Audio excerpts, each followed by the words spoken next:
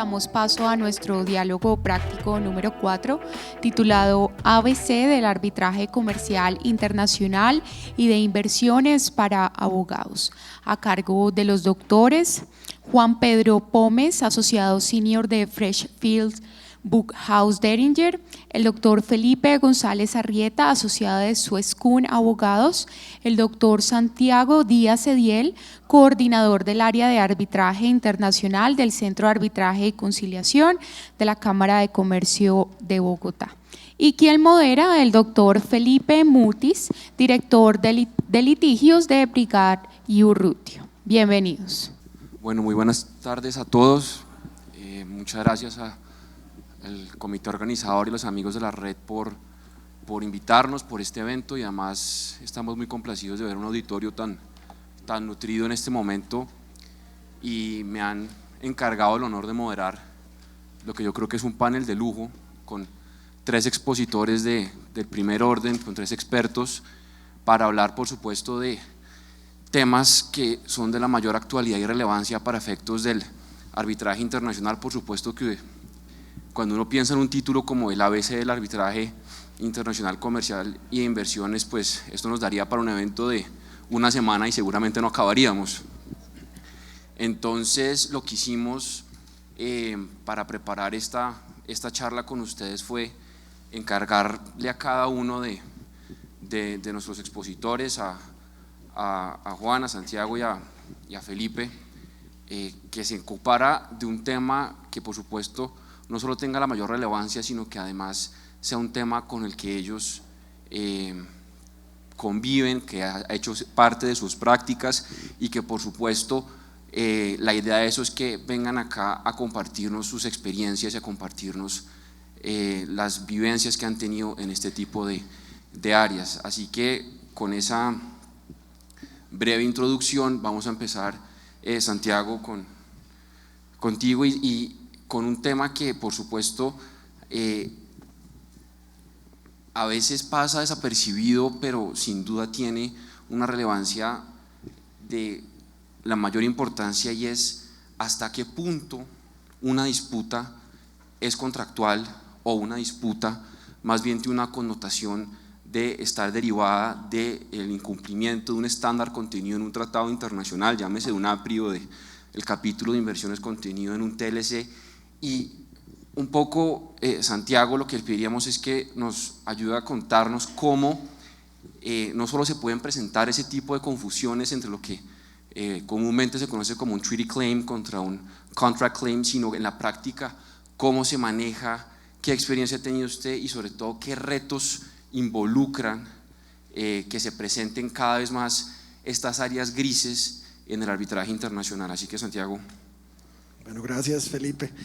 En efecto, digamos que cuando uno se enfrenta a este tema le surge la pregunta, y más en Colombia, de si verdaderamente el tema de reclamaciones de inversión en arbitraje comercial internacional y reclamaciones, digamos que se parecerían más a reclamaciones comerciales en el contexto de arbitraje de inversión, son temas que verdaderamente pasan. Y la respuesta inexorable es que sí pasa, y está pasando con cada vez más frecuencia en el ámbito arbitral internacional. Pero digamos, antes de entrar a discutir las múltiples cuestiones o los múltiples problemas, dirían algunos, que emergen de ese tema, yo sí quisiera referirme a lo que quizás es el cuento que le echan a uno cuando por primera vez se aproxima al arbitraje comercial internacional y al arbitraje de inversiones. Entonces a uno le dicen en la universidad o en lo que sea, cierto, que el arbitraje comercial internacional pues surge entre 2 privados, y básicamente pues a través de un contrato o de un acuerdo contractual donde otro privado, cierto, que eligen ellos, va a dirimir una disputa. Y entonces ahí se queda el textbook básicamente, y luego le echan uno el cuento de que en el arbitraje de inversión pues lo que ocurre siempre es la examinación de una violación de una obligación convencional, obviamente por parte del Tribunal Arbitral Internacional, donde se va a determinar, entre otras cosas, si existió violación del estándar del tratado, bien o no en conexión con el derecho consuetudinario internacional, y si se incurrió por parte de ese Estado en responsabilidad internacional. Y entonces le dicen a uno que son 2 cosas diferentes, porque en arbitraje comercial internacional, incluso cuando hay una entidad estatal que celebra el contrato, pues lo que ocurre es que el Estado, a través de esa entidad estatal, se rebaja al mismo nivel que el particular o el privado para poder insertarse en el comercio internacional y para poder básicamente acudir al arbitraje comercial internacional. Ese es el cuento que le dicen a uno, pero en realidad la diferencia, bueno, diciéndole también que obviamente en el contexto de arbitraje de inversión, pues se miran otra clase de actos que algunos consideran que se entrelazan con actos soberanos, y entonces uno llega a creer, si sigue con el libro de texto, que son dos cosas diferentes que nunca se entrelazan, pero la verdad verdadera, valga la redundancia, es que los temas, o digámoslo así de claro, la diferencia entre actos soberanos y actos comerciales del Estado nunca es como tan clara o tan clear cut como dirían algunos. Ahora, ¿qué ocurre? Yo creo que ya no existe, y esto se lo debemos tanto a los abogados de parte de arbitraje de inversión como a los abogados de parte de arbitraje comercial internacional, esa diferencia tan clara. Pero uno se preguntará cómo llegan los casos de arbitraje comercial, los casos de inversión o reclamaciones de inversión al contexto de arbitraje comercial internacional. Y la verdad es que la gente no tiene muy presente que los tratados, digamos, que se conocen como tratados bilaterales de inversiones o acuerdos para la promoción y protección recíproca de inversiones, muchos de ellos, pues cada tratado es diferente, pero muchos de ellos consignan una serie de opciones al inversionista para acudir a ciertos foros a tramitar unas disputas. Entonces, una primera opción de cómo pueden llegar ante instituciones, digamos, tradicionalmente administradoras de arbitraje comercial internacional, casos de inversión, es a través de este abanico, digamos, de opciones del Tratado Bilateral de Inversiones, que muchas veces lo que dice es que no solo las partes tienen que ir ante una institución arbitral específica, sino que pueden escoger cualquier institución con sus reglas, sujetas al acuerdo de las partes, o que pueden acudir ante una institución específica que no sea una institución que administre solamente casos de inversión y sus reglas, o obviamente sujeto al acuerdo de las partes, o que a elección del inversionista, y este es el caso, digamos, quizá más clave, se presente una solicitud de inicio de arbitraje comercial internacional ante una institución de arbitraje comercial internacional elegida por ese inversionista bajo una serie de reglas ad hoc, como por ejemplo es el caso de las reglas UNCITRAL. Entonces, digamos, esa puede ser una primera opción con tres diferentes vertientes, y una segunda opción, pues obviamente es tener un contrato suscrito entre un privado y una entidad estatal, y obviamente previendo, digamos, la administración de una institución específica, pero en esa reclamación, en esa solicitud de inicio de arbitraje internacional, además de disputar temas, digamos, estrictamente relacionados con la violación de obligaciones contractuales, elevar temas, digamos, asociados a la violación de obligaciones internacionales. Entonces, ya sabiendo cómo pueden llegar, digamos, esta clase de casos, le surge a uno el tema, bueno, pero ¿y cuál es el problema con que lleguen estos asuntos? Pues el problema, y aquí les comparto un poco la perspectiva de institución arbitral, obviamente mis colegas que están en el ejercicio de representación tanto en casos de arbitraje comercial internacional como en casos de inversión compartirán su visión, pero en lo que respecta a la institución arbitral puede haber una serie de problemas complejos que están incluso ligados al registro mismo del caso. Es decir, recibo la solicitud y lo que se hace es que la institución arbitral normalmente efectúa un examen o un escrutinio jurídico que siempre es obviamente prima facie y de la solicitud para ver si básicamente el caso puede ser administrado y por supuesto conducido ante esa institución. Pero claro, cuando llega un caso bajo un tratado hay un debate interesante que algunas instituciones arbitrales tienen, otras lo han superado, sobre si se puede registrar un caso solo sobre la base del tratado, ¿cierto? Si se necesita en todo caso, siendo una institución de administradora de arbitraje comercial internacional, algún tema contractual. Ese debate no se ha zanjado. Hay otros temas adicionales que tienen que ver, por ejemplo, con qué ocurriría con el tema de cláusulas escalonadas, donde, por ejemplo, sabemos que en el contexto de inversión, digamos que las decisiones han estado muy divididas y donde además, digamos que puede haber unas disposiciones específicas de la ley de la sede que son relevantes. Y sobre este asunto de la sede también quiero plantear otro problema adicional. En arbitraje de inversión pues es usual es la regla general, no quiere decir que sea así siempre, que los arbitrajes internacionales, sobre todo los CIADI, pues estén deslocalizados, y en arbitraje comercial internacional siempre se necesitará la sede. Obviamente, seguro Juan me dirá, no, pero en arbitraje de inversión hay casos uncitral, casos ad hoc, donde también hay una sede, sí, es cierto, pero son, digamos, una minoría grande. Pero, ¿qué pasa asociado al tema de la sede? ¿O cuál es el problema con la sede en arbitraje comercial internacional y en el contexto de revisar temas de inversión? Pues no nos olvidemos que en inversión siempre está un Estado como demandado. Y lo que ocurre es que las instituciones normalmente asociadas o normalmente administradoras, digamos, de casos comerciales internacionales están sujetas a la supervisión, control y vigilancia en muchos casos de entidades estatales en el lugar donde están ubicadas físicamente. Entonces, si hay información, por ejemplo, reportes que tenga que enviar un centro de arbitraje a la autoridad que lo supervisa, que siempre será una autoridad estatal con alguna frecuencia, pues qué clase de información respecto de los casos específicos puede ir ahí, es un debate interesante. ¿Por qué? Pues porque puede haber unos temas ahí confidenciales asociados a uno de los estados que esté digamos, en uno de los procesos, información que va a recaer en otro estado, que es a través de esa autoridad, digamos, de supervisión. Entonces ahí todo hay un debate, digamos, interesante, que no se ha zanjado y que no tendría uno cuando básicamente no tiene el problema de deslocalización. Hay otros temas adicionales, digamos, ¿qué pasa con los temas de árbitro de emergencia? Un tema del que nos hablaba María Victoria hace unos segundos. Claro, en arbitraje comercial internacional, pues nosotros estamos acostumbrados a que esa es una posibilidad real, digamos, en los contextos de una suerte de controversias específicas más que en otros, pero digamos está ahí. Pero ¿qué pasa cuando el tratado en inversión no lo prevé y al mismo tiempo las reglas de la institución tienen una disposición distinta sobre eso? Entonces, ¿cuál es el rol ahí de la institución arbitral en esa etapa, digamos, incipiente del arbitraje, donde básicamente le toca a la institución arbitral o a la institución arbitral tomar una decisión? No estamos en el contexto de un tribunal. Aquí hay muchas de estas preguntas, obviamente ninguna tiene una respuesta única, como es usual en el mundo del derecho, pero digamos un poco estas preguntas y estos problemas, dirían algunos, pues quiero que sirvan un poco para iniciar la discusión, Felipe.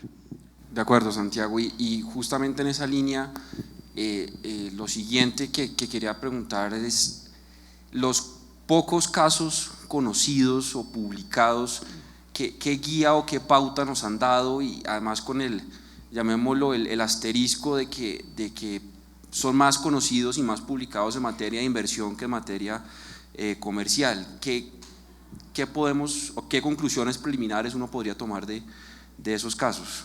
Sí, y es muy importante esta pregunta y lo que subyace la pregunta, porque efectivamente, Felipe, es absolutamente complejo de cuantificar los casos en los cuales esto ocurre. Ninguna institución arbitral, y cuando digo ninguna, bueno, espero que no salga alguien googleando y diciéndome hay una que sí, pero creo pensar que no hay ninguna que mantenga estadísticas específicas sobre si hay reclamaciones o no de inversión en el contexto de arbitrajes comerciales internacionales y viceversa, básicamente porque es un asunto que yo diría escapa como al ámbito de estadísticas que una institución arbitral podría tener, pues porque implica, digamos, un poco hacer un escrutinio mucho más profundo de si eso pasa o no pasa, que es algo que diría uno le corresponde más al tribunal arbitral en el caso específico.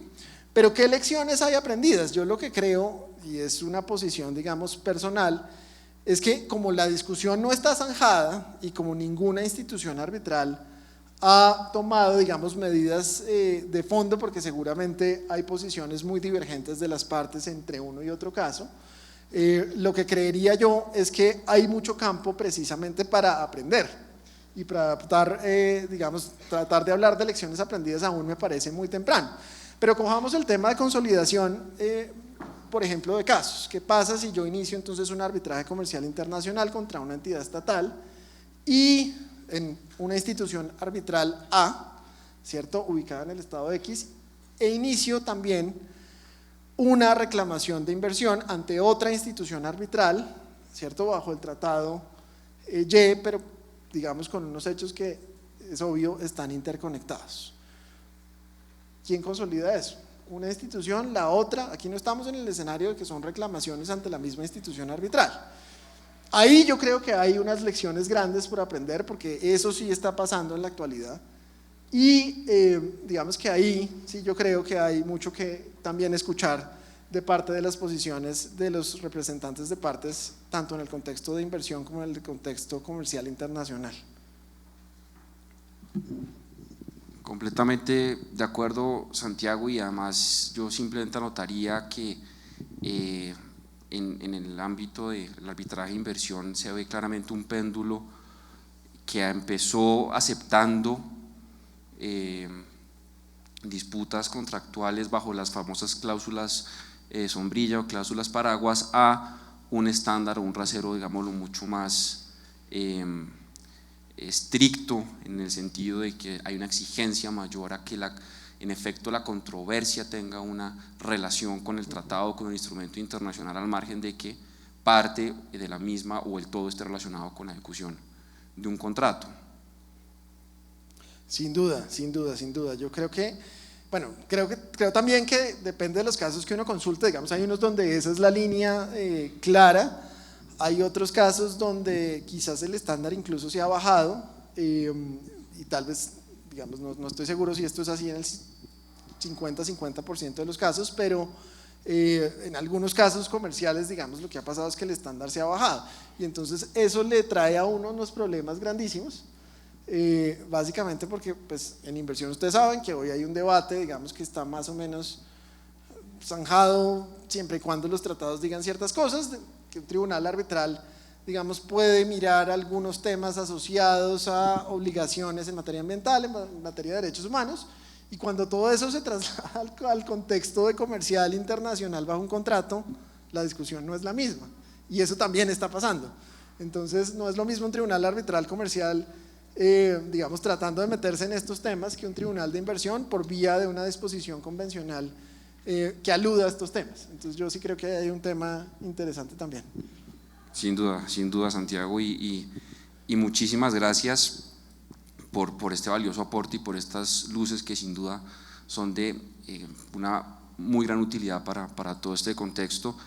Lo que les voy a proponer ahora es dar un salto en el procedimiento arbitral, porque fíjense que empezamos justamente en, llamémoslo, la fase de admisibilidad y jurisdicción, si se quiere, y vamos a dar un salto hasta el laudo. ¿Y por qué lo vamos a hacer? Porque por supuesto dentro de las muchísimas materias y de lo que se ha venido cubriendo a lo largo del Congreso, el laudo, como lo decía María Victoria hace unos minutos, pues por supuesto constituye la misión principal del árbitro. La misión principal del árbitro es producir un laudo que justamente surta efectos y que en lo posible pase el estándar o el rasero de la anulación o de la revisión por parte de las Cortes, porque en últimas lo que las partes buscan es un laudo que sea susceptible de ser cumplido. Y pues en este punto, Juan, quisiera traerte a la discusión. Juan, para los que no sepan, está a 2 entradas de Colombia de ser ciudadano colombiano, de todo lo que en los últimos años ha venido al país, conoce muy bien Colombia, conoce muy bien el ámbito colombiano, pero además Juan tiene una perspectiva única, no solo por el trabajo que hace actualmente desde uno de los equipos de arbitraje internacional más prestigiosos y exitosos del mundo, que es el de Freshfields, sino además en su condición de ciudadano argentino. Y Juan, tú has visto justamente por el caso argentino todos los debates y todas las controversias que surgieron en torno a los laudos, al cumplimiento de los mismos, e inclusive a cómo en algunos casos se empezaron a introducir elementos adicionales para hacer cumplir un laudo que justamente no estaba. Y también has visto cómo inclusive los acreedores o la parte ganadora en el laudo ha buscado mecanismos que le permitan justamente llevar el laudo a un punto en que de ser posible sea cumplido. Entonces, Juan, quisiéramos oírte tus luces sobre este tema, por favor. Bueno, no sé si… Sí. Gracias, Felipe, muy generoso con la introducción, y bueno, agradecer a los organizadores del evento por la invitación. Sí, bueno, el objetivo del arbitraje, ¿no? es lograr un laudo. Y digamos, todo está orientado a ese momento y es fundamental para cualquier sistema de adjudicación que las decisiones finales se puedan ejecutar y se cumplan.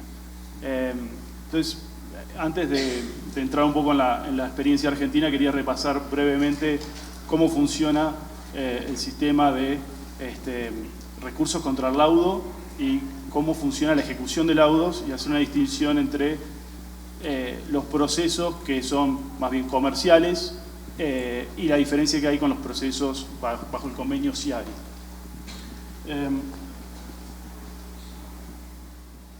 Así que bueno, ahí tenemos un laudo. Entonces el árbitro tomó una decisión. Tenía que poner un argentino, ¿no? en la imagen, pero bueno, hacemos honor a Colombia también y a Bogotá. Tenemos el árbitro tomó una decisión, ¿no? Hay un laudo, es un penal. Básicamente habría tres opciones o tres caminos posibles después de esto. Uno sería lo que parece que está queriendo hacer el jugador número 12, no sé cómo se llama, pero está buscando presentar algún tipo de recurso, ¿no? A ver si el árbitro va a cambiar su decisión. La otra alternativa sería la del número 10, que parece estar un poquito resignado. Bueno, habrá que cumplir, está el penal, hay que patearlo, respetaremos las reglas. Y la tercera postura es la que le toca al arquero, ¿no? Es, bueno, ya está, me salió el laudo, ahora vamos a ver si podemos evitar que nos hagan el gol. Y en ese marco, ahí es donde entra en juego la ejecución del laudo, ¿no? Es decir, si no hay un cumplimiento voluntario. Y tenemos el arquero ahí intentando taparnos el gol. Entonces, en el marco de un arbitraje comercial, y me voy a basar en la ley modelo de la CENUDMI, que es la Conferencia de Naciones Unidas para el Desarrollo del Derecho Mercantil, tiene como objetivo generar la armonización de normas comerciales, y entre algunas de las cuestiones que hace es emite leyes modelo. En la ley modelo de arbitraje, que ha sido adoptada por múltiples países, en el artículo 34 establece lo que hoy por hoy es el estándar, que es que el único recurso que hay contra el laudo es el recurso de nulidad. Y bajo la ley modelo hay unas causales muy limitadas para buscar la nulidad. Pueden ver ahí invalidez del acuerdo arbitral, violación del derecho a la defensa, que el laudo decida cuestiones no previstas en el acuerdo, que haya un problema con la composición del tribunal, o que no se haya seguido el procedimiento, que la cuestión no sea arbitrable, quizá lo que discutían hoy temprano sobre las cuestiones tributarias, son cuestiones que a veces no se consideran arbitrables bajo la ley del país en cuestión, que es el país de la sede, que se mencionaba. La sede es muy importante porque los tribunales de la sede, no importa dónde se desarrolla presencialmente el arbitraje, los tribunales de la sede son quienes van a resolver este recurso. Y la otra cuestión es que el laudo sea contra el orden público. Si se demuestran algunas de estas cuestiones, la parte perdidosa generalmente es la que va a presentar el recurso, el tribunal podrá anular el laudo. Frente al CIADI, cuando el arbitraje es bajo la convención CIADI, lo que rige la anulación es el artículo 52. También el recurso es la anulación. Obviamente siempre está la posibilidad de buscar algún tipo de aclaración, hay algún otro tipo de recurso, pero el típico recurso es la anulación. Y aquí pueden ver que las causales son relativamente similares. Hay una cuestión, el problema con la constitución del tribunal, la extralimitación manifiesta de las facultades del tribunal, es decir, si decide algo sobre el cual el tribunal no puede decidir, similar. Cuestiones de corrupción, quebrantamiento grave de norma de procedimiento, o que no haya motivación en el laudo. Son cuestiones bastante gruesas. Entonces tenemos la posibilidad, por un lado, de buscar la anulación, y por otro lado podemos buscar la ejecución forzosa del laudo. Para la ejecución forzosa, lo que hay que hacer o digamos, el instrumento típico que hay que seguir para lograr la ejecución de un laudo es, para los laudos que no son CIADI, normalmente se utiliza la Convención de Nueva York. el artículo 5 establece, la Convención en general establece un principio de ejecución. Entonces, imagínense, aquí estamos en una situación en la que yo fui y le golpeé la puerta a mi deudor, no me pagó. Entonces yo tengo que salir ahora a buscar activos que tenga este deudor en algún lugar del mundo, o puede ser, si es un caso aquí en Colombia, puedo buscarlos aquí en Colombia, o puedo buscarlo en cualquier país del mundo. El juez, la mayoría, la Convención de Nueva York, que es, ha sido ratificada por montones de países en el mundo, me presento y el principio bajo la Convención es que hay que ejecutar. Como pueden ver, el artículo 5 dice: solo se podrá denegar reconocimiento y ejecución cuando se cumplen ciertas condiciones. Son esencialmente las mismas que vimos para la ley, bajo la ley modelo, con la excepción, ahí ven, del punto E, que la sentencia no sea aún obligatoria para las partes o ha sido anulada o suspendida. Hay una cuestión que tiene la Convención de Nueva York, que es que, como el principio lo que busca es que se favorezca la ejecución, si ustedes ven el artículo 7, no lo tengo en la presentación, pero el artículo 7 de la Convención dice que si las normas del país donde se está buscando la ejecución son más favorables para la ejecución, se aplicarán esas normas. Y es por ese artículo que a veces sucede que se dan casos en los cuales un laudo que fue anulado en la sede del arbitraje, puedo ir yo a algún país, ha sucedido en Estados Unidos, por ejemplo, que en algunos casos determinó que, como la ley federal de arbitraje no prevé como un problema o algo que permita no ejecutar un laudo, que la sentencia no sea obligatoria, se han ejecutado laudos que han sido anulados en la sede. Esto es una cuestión importante de la Convención que, como les digo, favorece la ejecución. Y la diferencia aquí es con el convenio CIADI.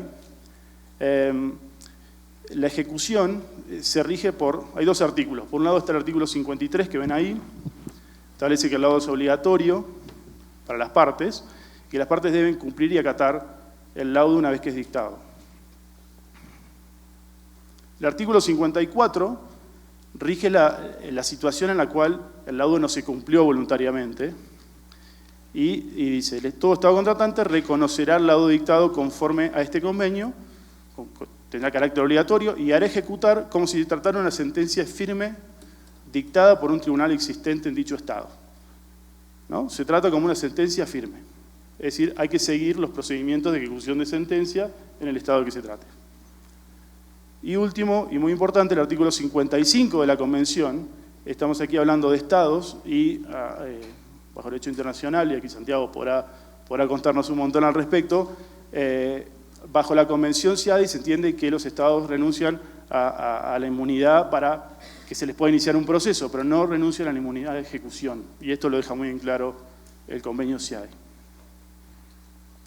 Bueno, creo que esto nos da un marco conceptual para un poco explicar o comentar lo que pasó con la Argentina.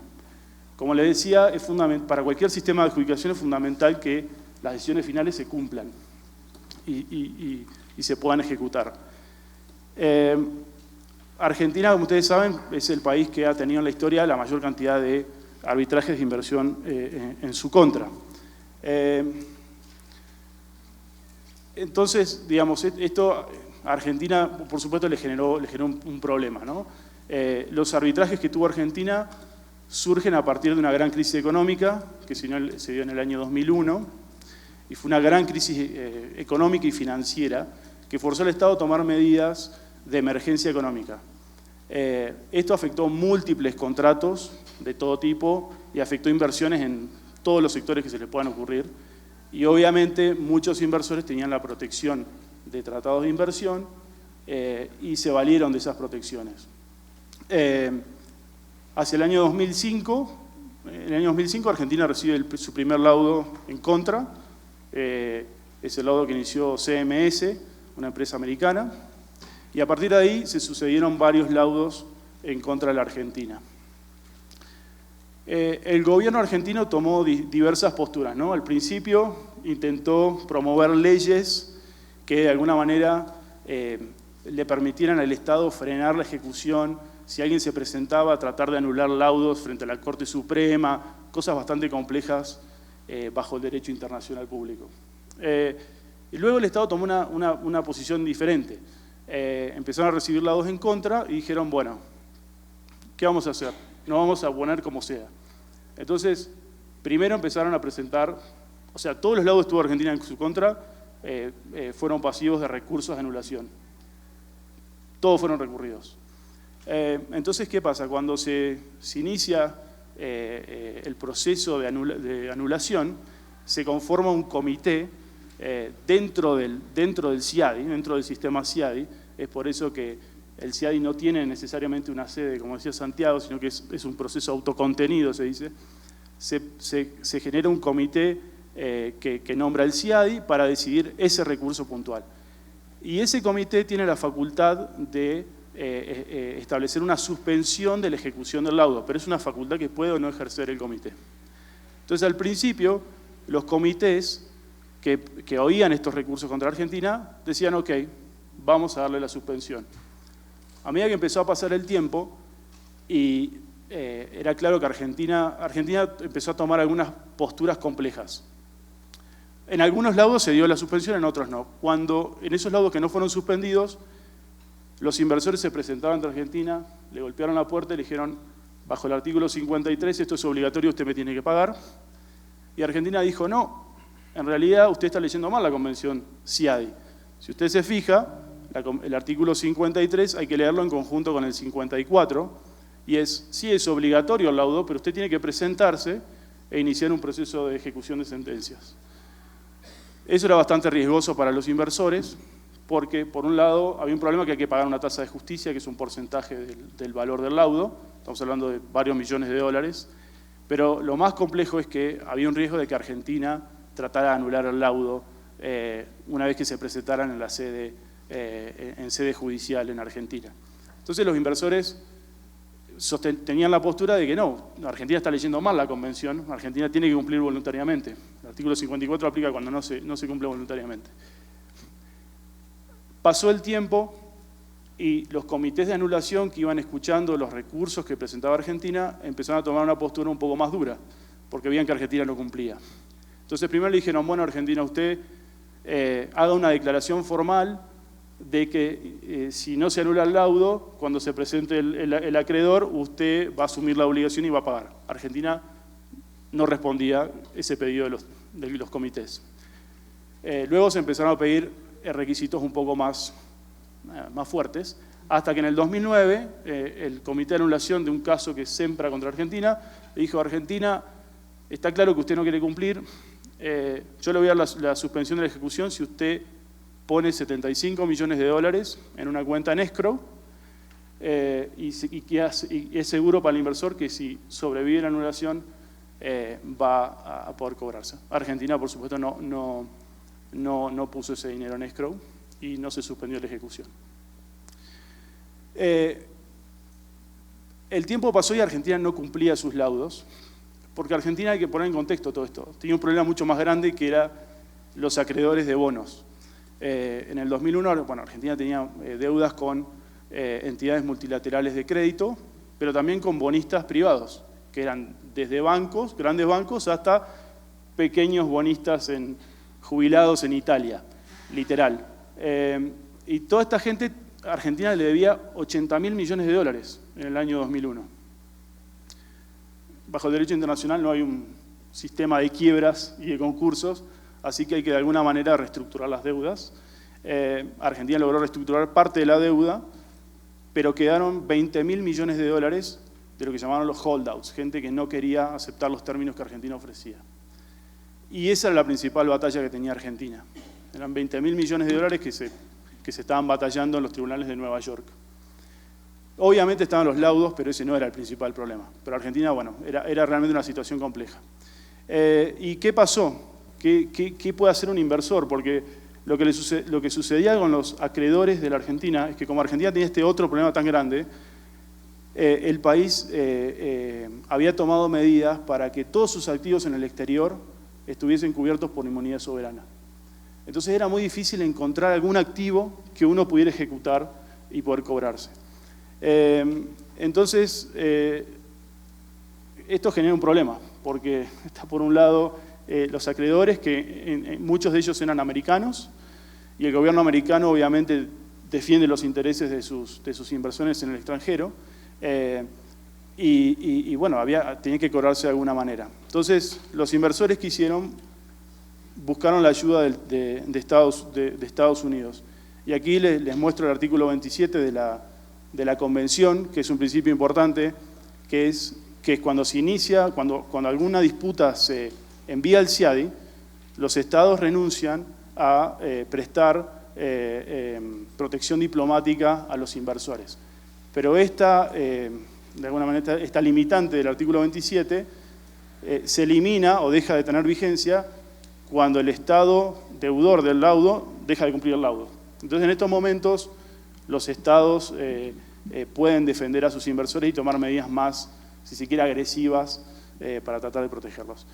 ¿Y qué sucedió? Bueno, primero, uno de los inversores que tenían un laudo, que era Azurix, que era una empresa que había tenido concesiones de aguas en la provincia de Buenos Aires, solicitó al gobierno americano que removiera a Argentina de un sistema que se llamaba, es un sistema generalizado de preferencias arancelarias.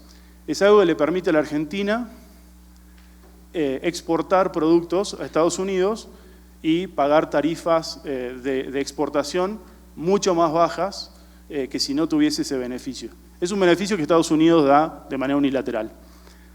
Y Azurix se puso a hacer la tarea, o los abogados de Azurix, y encontraron una norma dentro de ese sistema que decía que no se le puede dar este beneficio a países que tengan laudos en su contra, que benefician a inversores americanos y que no los estén cumpliendo. Entonces, en base a esa norma, Estados Unidos removió a Argentina de este sistema de preferencias arancelarias.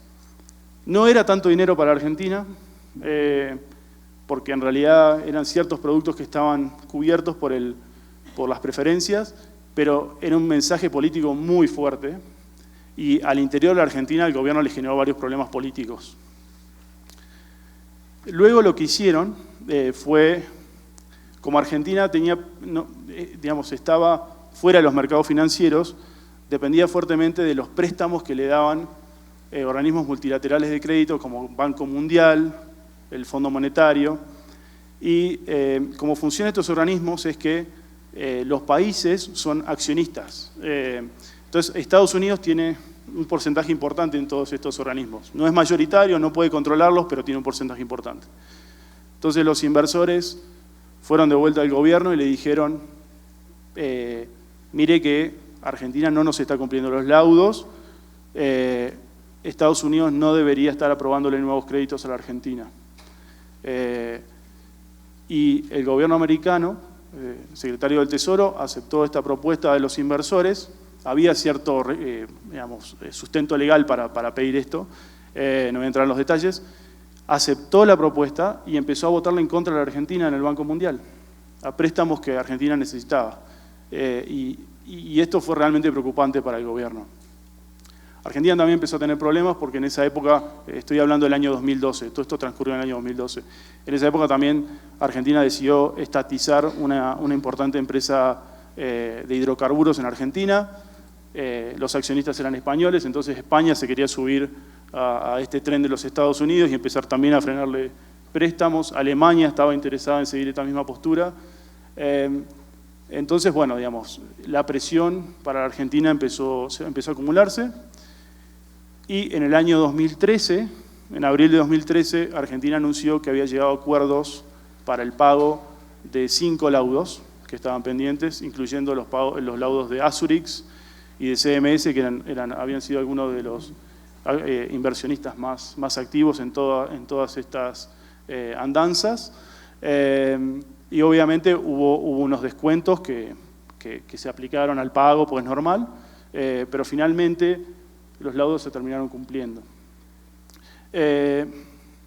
Les cuento esta historia porque realmente es interesante, es algo que Argentina realmente ha sido un espécimen de laboratorio, si se quiere, porque El arbitraje de inversiones realmente despegó en la década del 2000, que fue cuando Argentina empezó a vivir esta oleada de arbitrajes. Hoy Colombia tiene arbitrajes viniendo en su contra, pero Argentina fue literalmente una oleada que se dio durante la década del 2000 y muchas de las cuestiones que hoy están saldadas se saldaron en los casos de Argentina. Y esta cuestión de Argentina de no querer cumplir llevó el sistema casi que a un límite, porque se decía, bueno, pero si no podemos ejecutar los laudos, ¿qué sentido tiene? Creo que esto también demuestra un poco cómo funciona el sistema de derecho internacional. El CIAI se creó justamente para evitar estas fricciones y cuando el CIAI deja de funcionar, las fricciones vuelven. La idea era despolitizar disputas. Esto generó una politización de la disputa. Entonces, me parecía que era una cuestión interesante para discutir y tener en cuenta. Sin duda, Juan, muchísimas gracias y ilustra muy bien el punto que tú dices, y es que cuando el derecho internacional no funciona, las partes tienen que acudir a otros mecanismos. Hace 200 años llegaban los buques de guerra a las costas del país deudor hasta que pagaran, el famoso incidente de las cañoneras en Venezuela. Hoy, 200 años después, tenemos unas cañoneras distintas cuando los estados se rehúsan a cumplir, y eso sin duda es muy interesante. Y tú mencionabas el caso CMS. El caso CMS, además de ser el primer laudo, es un caso muy interesante porque, y los invito, la decisión del comité de anulación es una decisión muy dura en la que le dice al tribunal, le dice, mire, si yo fuera una corte de apelaciones, le revoco ese laudo, pero soy un juez de anulación, me tengo que comportar como un juez de anulación, tengo que decidir conforme a las causales de anulación que Juan nos mostraba, las del artículo 52 del convenio, motivo por el cual no puedo anular este laudo.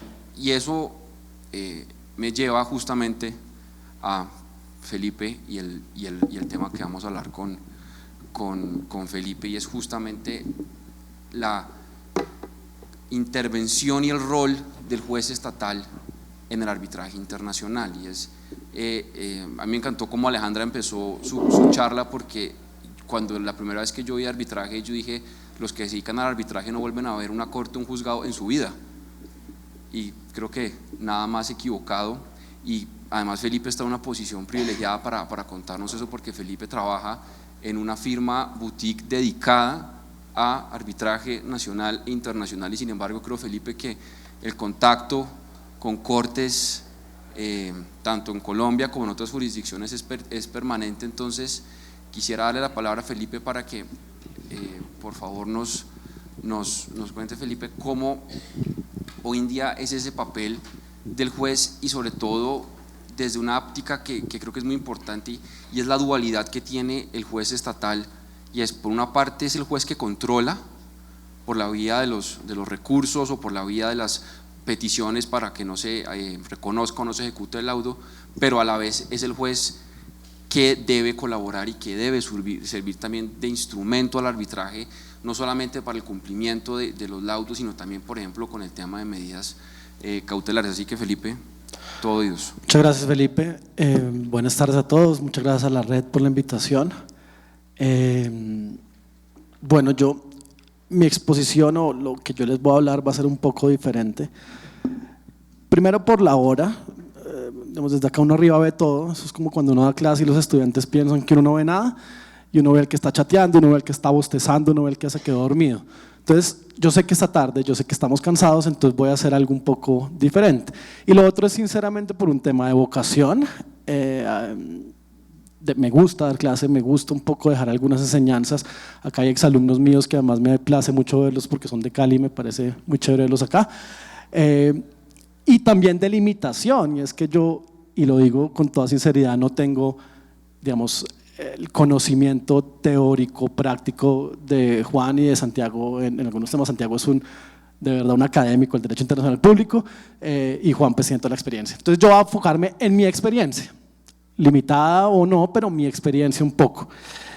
Y también porque cuando, digamos, recibimos esta invitación y miramos el nombre del congreso, que es Visiones Prácticas del Arbitraje Nacional e Internacional, y este panel no se llama panel, se llama diálogo práctico, entonces uno dice, bueno, pero ¿qué digo desde la práctica del tema judicial? Entonces me puse a pensar un poco y dije, bueno, pues miremos cifras. Las cifras son frías, son estadísticas, son números y además en arbitraje internacional son muy difíciles de sacar, en arbitraje comercial. ¿Por qué? Porque el arbitraje comercial internacional es, por definición, confidencial, ¿sí?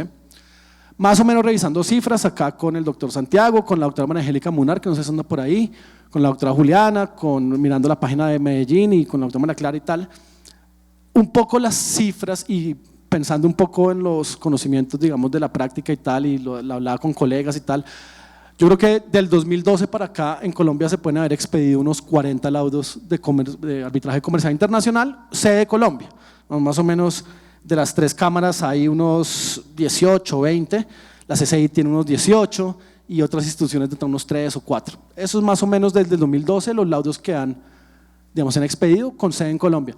Hay algunos que están pendientes, que llevan muchos años pendientes, Juan, y que vamos a ver si salen, pero bueno, digamos que más o menos esa es la idea.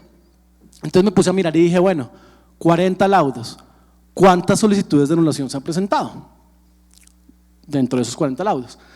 Y uno encuentra que ha habido 5 anulaciones, 5 solicitudes de anulación, 3 que se fallaron ya por la Corte Suprema de Justicia, una que está en proceso en el Consejo de Estado desde hace algún tiempo ya, y una que la Corte Suprema de Justicia negó por medio de un auto por considerarla extemporánea, ¿sí? Entonces 5.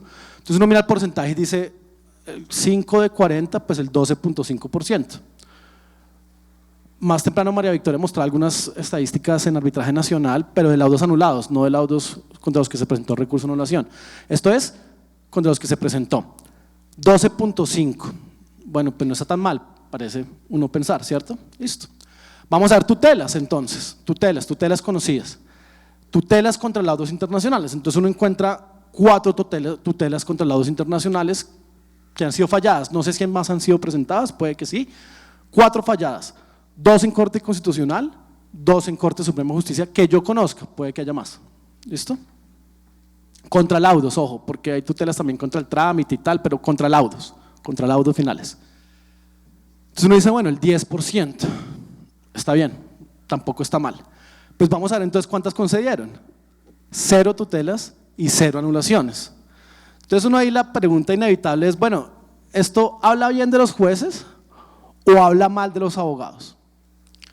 Yo soy abogado de parte, hay muchos abogados de parte acá y muchos de los que están acá han participado en algunos de los casos que han sido presentados, recursos de anulación o tutelas. Entonces no quiero entrar a calificar los méritos o no de las solicitudes que se han presentado. Pero lo cierto es que 0 se han anulado y 0 han sido tumbados, entre comillas, por tutelas. Entonces, bueno, digamos, aterricemos un poco en el tema, que hablábamos con Felipe cuando estábamos preparando la exposición o el panel, el diálogo práctico, era bueno, pero entonces la importancia del juez, pues ¿cuál es? Pues ya Juan lo dijo, pues toda, la importancia del juez es toda porque el juez es al final quien no solo hace efectivo este laudo, que es por la razón por la que vamos a arbitraje, sino también quien debe colaborar y ayudar con el laudo, ¿cierto? Y con el desarrollo del arbitraje. Entonces, pues toda la importancia. Ahora, ¿debería ser tan importante? Ahí es donde yo quiero dejar algunos planteamientos y es, María Victoria, si bien estoy de acuerdo con muchas cosas que dijo, decía una cosa y lástima, no sé, creo que no está acá y no, digamos, esto es una diferencia, digamos, solamente profesional y es, yo no creo que uno como abogado debe ejercer todos los recursos que tiene, yo no creo eso. Yo creo que uno debe ejercer los recursos que tiene siempre y cuando sean razonables. Entonces yo creo que uno no debe presentar una anulación porque perdí, entonces miremos a ver si tratamos de anular el laudo. Y yo creo que uno no debe presentar una tutela simplemente porque perdí y necesito tumbar el laudo. Uno debe presentar una anulación cuando de verdad le violan a uno derechos fundamentales del debido proceso, cuando son violaciones serias, sistemáticas, que de verdad son descaradas. No cuando uno no está de acuerdo con la decisión de los árbitros. Uno debe presentar una tutela cuando de verdad hay una violación seria al debido proceso, que además se la siguen violando en la etapa de anulación, porque es que la anulación es el recurso idóneo. La anulación es el recurso idóneo, no la tutela, ¿sí?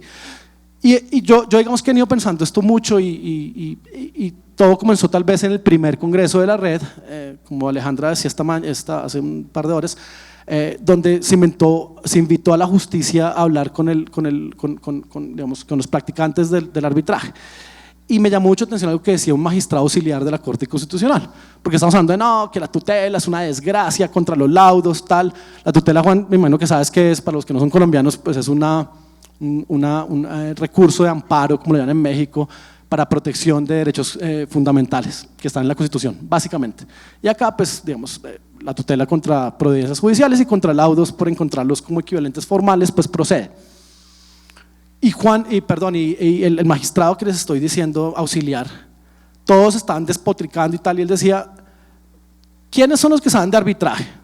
Nosotros en la Corte Constitucional, que sabemos es de derechos fundamentales y de constitucional, o ustedes que nos están mirando. ¿Quiénes sabemos de arbitraje? Pues ustedes que nos están mirando. ¿Quiénes presentan los recursos? ¿Quiénes piden que se anule un laudo vía tutela? O que se tumbe un laudo vía tutela, que se deje sin efectos el laudo vía tutela. Ustedes los que nos están mirando. Nosotros somos una justicia rogada. Si ustedes no presentan nada, nosotros pues no hacemos nada. Y cuando nosotros hacemos algo es porque acogemos los argumentos que ustedes abogados traen. Entonces yo sí creo, y digamos, este es un primer llamado para seguir ahorita con el otro tema, es los abogados tenemos que autorregularnos. Y tenemos que tener la posibilidad de decirle a un cliente, perdimos y no hay forma de anular el laudo y no lo voy a presentar. ¿Usted quiere anular el laudo? Vaya y contrate a otro abogado, yo no lo voy a hacer. Yo creo que eso es algo que estamos llamados a hacer los abogados de parte y digamos en el público que nos está escuchando y mucha gente joven que son los que van a tomar esas decisiones más adelante. Se perdieron los honorarios, se perdieron, pero pues digamos, no todos son honorarios, sobre todo si después venimos a foros a decir que no, que la tutela es una desgracia contra el arbitraje y tal, y lo que hacemos es presentar la tutela, muchas veces sin ningún sentido. Esa es como mi primer, digamos, gran conclusión, tratando de ser práctico y de dar algunos tips y algunas cosas. Ahora, si vamos más allá, entonces listo, el juez tiene dos facetas, digamos, como bien lo decía Felipe, una de apoyo, otra de control. Miremos un poco cómo estamos en Colombia en ambas facetas. Yo lamentablemente no tengo experiencia, o lamentablemente no, yo creo que menos mal, no tengo experiencia yendo a pedir medidas cautelares en apoyo de un tribunal ante el juez, ni yendo, digamos, a que me nombren árbitros el juez porque no se pudieron poner de acuerdo, o a que me hagan valer un pacto arbitral. Digamos que eso es algo que en mi práctica agradezco que no se haya presentado, entonces pues, digamos, no puedo hablar desde mi práctica, desde mi experiencia de eso.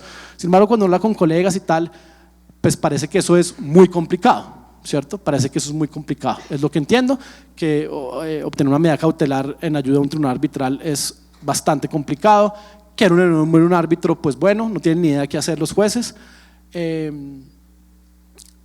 Y el tema del pacto arbitral, entiendo que sobre todo en el arbitraje nacional se está volviendo una pesadilla porque se vuelve casi que un proceso dentro del proceso. Entonces, cuando la obligación debe ser muy clara de pues hay pacto arbitral, excepción de cláusula compromisoria, mando las partes al arbitraje, acá se está volviendo casi que un proceso adicional.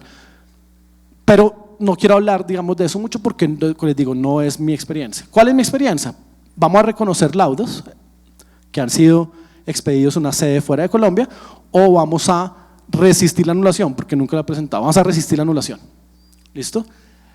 Yo sí creo que ahí los jueces han hecho un muy buen papel y yo soy un defensor público del papel de la judicatura en ayuda al arbitraje. Yo creo que en Colombia desde el 2012 los jueces entendieron cómo era el rollo y acá quiero, digamos, resaltar, como bien lo decía Alejandro y como lo ha mencionado todo el día, lo que ha hecho la red. Yo creo que la red ha contribuido mucho a eso. Yo creo que el doctor Juan Pablo, que lastimosamente se fue, ha contribuido mucho a eso a través de la Escuela Judicial Rodrigo Lara Bonilla y a través de Confecámaras, que ha hecho una serie de capacitaciones a la rama. Y yo creo sinceramente que los jueces están entendiendo el tema. Como bien lo decía María Victoria más temprano, hay un principio pro ejecución, hay un principio pro arbitraje clarísimo en las cortes. Yo creo que vamos en muy buen camino, ¿sí? Y que las cortes han hecho un muy buen papel. Pero ahí lo que nos toca preguntarnos es ¿por qué han hecho un buen papel? Un poco por capacitaciones, por tal, pero también pues porque, digamos, les ha tocado sacar la cara por algunos recursos que se han presentado de manera bastante sin sentido, digamos. Y no quiero acá catalogar, no son todos y tal, Pero de nuevo, ahí otra vez mi llamado a autorregulación. En este momento tenemos jueces que entienden el arbitraje y que han sacado buenas decisiones. Puede que mañana tengamos un juez que no y se nos acaba el arbitraje internacional en Colombia. O sea, si volvemos a las épocas en donde el exequatur, las normas del exequatur del Código General del Proceso hoy en día son las que son aplicables para reconocer un laudo, pues se nos acaba otra vez el arbitraje internacional, ¿sí? Entonces, si nosotros queremos trabajar en arbitraje internacional, si queremos defender el arbitraje internacional, si nos gusta el arbitraje internacional, pues no presentemos recursos que no tienen ningún sentido, ¿sí? Porque el juez, como lo dijo ese magistrado auxiliar acá en este mismo escenario en el primer congreso, tiene una justicia rogada. Si a él no le presenta el recurso, él no lo va a resolver, él no se va a autopresentar un recurso, no va a decir, oiga, yo quiero conocer de todas las anulaciones, de todos los laudos que se le expiden en Colombia. Claramente eso no lo va a hacer. Entonces, pues no abusemos, autorregulémonos. Listo, viene el vaciadón, viene la cuña, ahora entonces miremos, listo, en todos los casos hay algunos momentos en los cuales uno dice, tengo que presentar la anulación. Y acá viene tal vez la segunda parte de mi exposición. Y es un poco en la misma línea de lo que decía el doctor Jaime Tovar y el doctor Alejandro Linares esta mañana, dejar algunos tips sobre el tema. Y es, listo, me autorregulo, soy un buen abogado, no presento recursos necesarios, pero acá hay una clara violación al debido proceso, voy a presentar el recurso. ¿Qué debo tener en cuenta en Colombia para presentar un recurso? Entonces yo creo que lo primero es tener muy claro que en Colombia, desde hace algún tiempo, los laudos parciales son totalmente válidos y ejecutables como laudos. ¿Listo? Esto es un arbitraje internacional. En el arbitraje nacional no hay laudos parciales, eso no existe. En el arbitraje internacional, para los que no están muy familiarizados, hay una figura que se llama los laudos parciales, que son aquellos laudos que definen de manera definitiva, perdón, digamos la redundancia, una parte de la controversia, pero no la controversia final. Típico laudo parcial de jurisdicción. Una de las partes objeta la jurisdicción del tribunal, la otra dice que el tribunal sí tiene jurisdicción, el tribunal decide bifurcar el procedimiento, esto es definir la jurisdicción antes de pasar al fondo, y lo decide en un laudo. Ese laudo es un laudo parcial, pero en Colombia es un laudo, digamos, válido y ejecutable. Entonces lo primero que tenemos que tener en cuenta, los laudos en Colombia son válidos y ejecutables. Eso es para los que les gustan los datos y les gusta escribir, y para los que están viendo después esto en video, eso es desde digamos, eso se vino desde algunos casos anteriores al 2012, pero quedó claramente en un caso de la Corte Suprema de Justicia el 24 de junio del 2016, con ponencia del doctor Ariel Salazar Ramírez, en un caso que se llama popularmente HMT contra FOCA. Entonces son ejecutables, son válidos, no hay ningún problema. ¿Listo? Segundo tema, y de nuevo acá va un poco la responsabilidad del abogado, y es, hay un caso, no entiendo por qué pasó, porque no conozco bien los hechos del caso, pero lo cierto es que no sé si fue una estrategia diseñada por un abogado, en cuyo caso, no sé quién era el que decía esta mañana, o Felipe, decía, me salvé, Felipe Cuberos decía, me salvé de que me hiciera un proceso por negligencia. Yo creo que ese abogado, si esa estrategia, pues casi que también pues, se salvó de un pelito, pero un arbitraje internacional, demandaron a la parte nunca respondió. Dijo, no, yo no participo. Le dieron todas las garantías, 20.000 correos, 20.000 formas de buscarlo. En una de esas, ya cuando el tribunal está muy avanzado, dijo, no, déjeme, qué pena, voy a participar, déjeme, yo presento un memorial de contestación, déjeme yo, tal. El tribunal dijo, listo, hágale, y le dio un tiempo.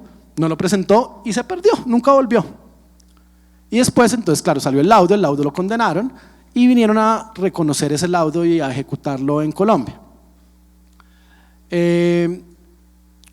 Y pues el argumento de la parte que estaba resistiendo el reconocimiento era, me dieron el debido proceso porque yo no participé en el arbitraje. Pues sorpresa, el artículo 98 de la ley 1563 establece la posibilidad de que haya algo que se llama laudos en rebeldía, y la Corte Suprema dijo, usted tuvo todas las oportunidades para participar, señor, su estrategia, digamos, que usted asumió es no defenderse, no puede hacer nada, y le ejecutó el laudo, le reconoció el laudo, digamos, esos procesos son de reconocimiento, eso es importante, la ejecución se deja a la ejecución, digamos, normal de las sentencias judiciales, digamos, y los laudos, o sea, esto es reconocimiento, esto es un tema importante. Entonces, laudos en rebeldía son válidos en Colombia. Entonces, ojo señores, si algún día, y señoritas, si algún día su cliente le dice, me demandaron, pero eso es por allá una corte en Londres, la corte de arbitraje de Londres, eso no tengo ni idea qué significa, yo no me voy a defender. Pues después vienen, lo reconocen y lo ejecutan. ¿Listo? Entonces, cuidado con eso. Siguiente tip. Yo creo que así como en arbitraje nacional siempre se pide que el laudo es en equidad cuando debe haber sido en derecho, en arbitraje internacional siempre se pide que el laudo es contrario al concepto del orden público internacional. Siempre. Es caballito de batalla de los abogados que buscan anular un laudo internacional. Ya Colombia tiene, las cortes colombianas tienen una jurisprudencia bastante pacífica, reiterada. El concepto es supremamente restringido y obedece simplemente, y acá cito, a aquellos valores y principios básicos o fundamentales que se inspiran las instituciones jurídicas del ordenamiento patrio. Eso es muy restringido. Entonces, tampoco tratemos de meter anulaciones indiscriminadas usando orden público internacional. Simplemente. Ok, siguiente. Un tema muy controversial, pero también muy importante cuando tengan la idea de intentar un laudo. Y es el estándar de imparcialidad e independencia en arbitraje internacional y las reglas o no las reglas, digamos, los estándares de nuevo contra los cuales se puede medir son diferentes del arbitraje nacional. Eso es un caso que también estuvo en la Corte Suprema de Justicia entre Tampico y Alquería. No hablo más del caso porque pues hay mucha gente que estuvo metida en el tema, pero básicamente unas conductas de uno de los abogados de la parte junto con el árbitro que estaba nombrado ocasionaron que se presentara primero una anulación en Chile, que era la sede, y después se presentara se resistiera el reconocimiento en Colombia por considerar que eso pues violaba el estándar de imparcialidad e independencia del tribunal y básicamente lo que la Corte dijo fue no, si esto es arbitraje nacional, yo anulo el laudo, pero esto es arbitraje internacional y el estándar es diferente y ese estándar se ve muchas veces, digamos, cristalizado, se ve, digamos, en la práctica, en las reglas de la IVA sobre independencia e imparcialidad en el arbitraje internacional o sobre conflictos de intereses en el arbitraje internacional, es el nombre real, y ahí yo no veo esa conducta. Claro, también la Corte se olvidó que esas conductas son enunciativas y no taxativas, pero bueno, dijo ahí yo no veo esa conducta y si bien puede ser incluso reprochable desde un punto de vista ético, pues no alcanza para anular el laudo. Entonces tengan cuidado cuando vayan a anular el laudo por esa causal. Siguiente, el régimen probatorio en arbitraje internacional también es diferente al arbitraje nacional, ¿sí? Y también puede estar por referencia a instrumentos de soft law como las reglas de la IVA sobre práctica de pruebas.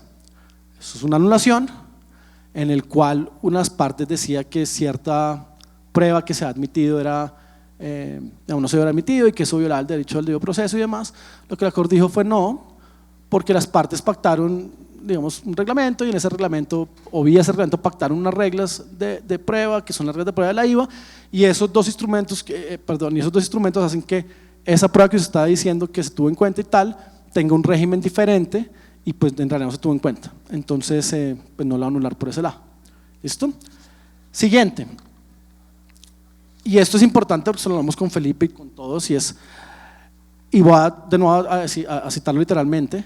En Colombia existe, abro comillas, la posibilidad excepcional de conferir el reconocimiento de ejecución de la sentencia arbitral extranjera a pesar de configurarse algunos de los motivos para su rechazo. Colombia se abrió la puerta para que laudos anulados en la sede sean reconocidos en Colombia. ¿Listo? Y entonces, si tiene un laudo anulado en la sede, que se los anularon por un motivo de aquellos que uno nos explica, lo pueden traer a Colombia, intenten reconocerlo. Puede que ustedes sean los pioneros y logren que se reconozca un laudo anulado. Y por último, un par de cositas muy puntuales y es, ojo con normas procesales muy locales. Y hay un ejemplo, no sé si ya llegó la persona, pero lo he discutido con él públicamente y es el tema de la congruencia. La congruencia en el arbitraje internacional, ya la Corte lo sostuvo, es diferente a la congruencia en el arbitraje nacional. Y quienes están acostumbrados al litigio nacional o al arbitraje nacional, la congruencia es un principio supremamente importante de orden, casi que público. La Corte dijo no, la congruencia en el arbitraje internacional se mira entre el acuerdo de arbitraje y la decisión del tribunal y no necesariamente entre las pretensiones y la decisión del tribunal. y eso, si se viola, ni siquiera alcanza el estándar de orden público internacional para, digamos, anular el laudo por ese lado. Y el último es una cosa que creo que, no sé si en parte la comisión se basó en eso para sacar la norma que sacó, y eso es la reforma a la ley 1563 que está cursando en el Congreso. La verdad desconozco si esa fue la razón, pero hay una sentencia bastante reciente, el año pasado, de enero, donde la Corte Suprema dijo el simple hecho de que el tribunal haya calificado erróneamente el arbitraje, uno internacional como uno nacional o viceversa, y haya llevado el procedimiento como tal, no es per se una causal de anulación. Yo no voy a anular un laudo por eso. Eso hoy en día está en la reforma. Hay en la reforma algo que a mí personalmente no me gusta, que es la posibilidad de remisión. Entonces, básicamente lo que dice es, si usted, juez, dice, digamos, define que esto era nacional y no internacional, entonces mándelo al juez nacional para que lleve la anulación de acuerdo con las normas nacionales y viceversa. Yo creo que, y eso es otra discusión que después sí que entremos, pero yo creo que es un error dar la posibilidad al juez de anulación de que entre a calificar el arbitraje. Yo creo que es de decisiones que, como llamaba algún académico de Colombia, son esos gateway issues que yo creo que le corresponden al tribunal y no a el juez de anulación. Pero bueno. Entonces, para terminar, digamos, de nuevo, mi exposición lo que pretendía era simplemente darles unos tips al final, pero más que eso, decir que yo creo que la judicatura está haciendo un gran trabajo en materia de reconocimiento y de anulación, en materia de enviar las partes al arbitraje cuando hay un pacto, o en materia de medidas cautelares, en materia de nombramiento de árbitros. Creo que falta mucho, pero creo que, digamos, esfuerzos como estos de la red, con la rama, esfuerzos como los de la escuela judicial y esfuerzos como los de Confecámaras van en el camino correcto, pero sobre todo creo que nosotros, los practicantes del arbitraje, quienes tenemos que autorregularnos y de alguna manera ser un poquito más conscientes y un poquito más consistentes con las cosas. Entonces, si queremos el arbitraje, si defendemos el arbitraje, pues no ataquemos el arbitraje. Muchas gracias.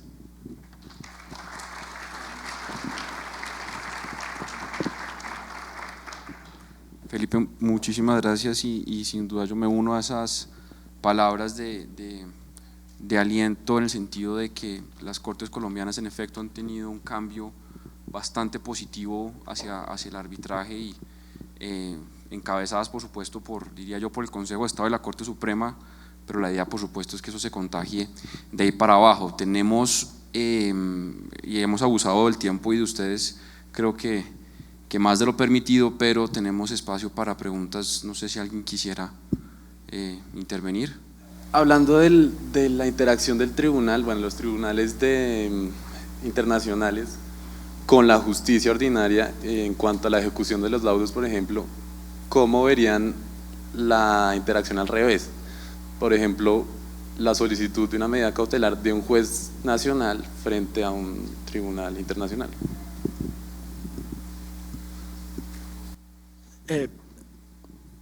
No entendí muy bien la pregunta. Yo creo que en general, y respondo un poco de manera general al principio y después tal vez le voy a dar un caso que sí conocí, y es, yo creo que en general, como decía Sebastián Salazar cuando está presentando alguno de los paneles, de las charlas TED, pues la relación tiene que ser armónica, digamos, porque no es como que a los jueces les falte trabajo o a los, como él decía un poco jocoso, no es que un día lleguen y, oiga, no llegó nada de reparto, ¿qué vamos a hacer hoy? No, pues ni idea, ¿sí? Entonces, digamos, yo creo que esa relación tiene que ser armónica y no podemos vernos como enemigos, digamos, justicia nacional y ordinaria, digamos, con el arbitraje. No sé si a lo que usted hacía referencia es un poco si llega una orden de un tribunal arbitral que debe cumplir un juez, digamos, una orden de una medida cautelar que un tribunal arbitral, digamos, concedió y que pues, no la puede ejecutar porque carece de imperio, entonces tiene que ir un juez a que la ejecute. No sé si la pregunta va hacia allá o hacia dónde va. Literalmente es al revés, o sea, es por ejemplo un proceso en Colombia con inversionistas extranjeros que se retiraron de Colombia, tienen procesos en tribunales internacionales y el proceso que se está llevando en Colombia pretende buscar, por ejemplo, recursos del… Ya. Pues, a ver, un poco y digamos, voy un poquito más allá, y es una discusión que se ha dado sobre todo en Estados Unidos de unos temas que se llaman anti-arbitration injunctions versus anti-suit injunctions. Entonces básicamente un juez le dice, usted tiene un proceso arbitral andando, para el proceso arbitral, ¿cierto? Entonces le da una orden al tribunal arbitral, o en teoría al tribunal arbitral. El tema es que ahí depende sobre quién tiene jurisdicción ese juez, y si ese juez tiene una jurisdicción suficientemente fuerte para compeler el cumplimiento de esa orden, ¿sí? Entonces hay algunos casos por ahí que son públicos y que son algo famosos, digamos, cuando uno mira la literatura y tal, y cuando uno habla con, yo pues no tengo la experiencia, pero básicamente es, si un juez estadounidense le dice a una parte que está sometida a su jurisdicción por cualquier motivo, y la jurisdicción de los jueces estadounidenses es bastante larga, ese long arm jurisdiction y le dice, oiga, pare el arbitraje, si no le va a poner una multa todos los días de $200,000, pues va a parar el arbitraje, o sea, por más que, y esa parte para el arbitraje. Ahora, que el juez, que el tribunal arbitral diga, no, yo tengo que cumplir la orden del juez estatal, pues no, el tribunal arbitral va a seguir adelante muchas veces, y es la parte la que va a tener que cumplir la decisión. Y le pongo un ejemplo de algo al revés que conocí, porque me lo contaron, yo no estuve involucrado, pero lo conocí, y es tal vez uno de los primeros procedimientos de arbitraje de emergencia en Colombia, que yo conozco por lo menos y que me contaron, quien aplicó para digamos, la solicitud de la medida de emergencia, digamos, del arbitraje de emergencia, estaba pidiendo que se suspendiera la posibilidad de ejecutar una garantía bancaria a primer requerimiento, ¿cierto? Entiendo que el tribunal concedió la solicitud, paró, digamos, le ordenó a la parte que podía ejecutar la garantía que no la ejecutara, ¿sí? Y lo que entiendo es que después esa solicitud llegó al banco, y el banco dijo, ¿yo qué carajos hago con esto? Este señor, ¿quién es un árbitro de emergencia?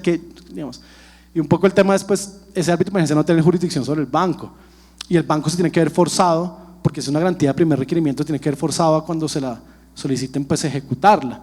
Después ahí el tema es que, pues, tendrá que vérselas quien incumplió la orden del tribunal arbitral de emergencia o del árbitro de emergencia por el incumplimiento de la orden. Entonces yo creo que todo se reduce a un tema de lucha de poderes, si así lo quiere, y de quién tiene poder o jurisdicción sobre quién para hacerle cumplir, digamos, las diferentes órdenes, incluso las medidas cautelares. No sé si alguien más.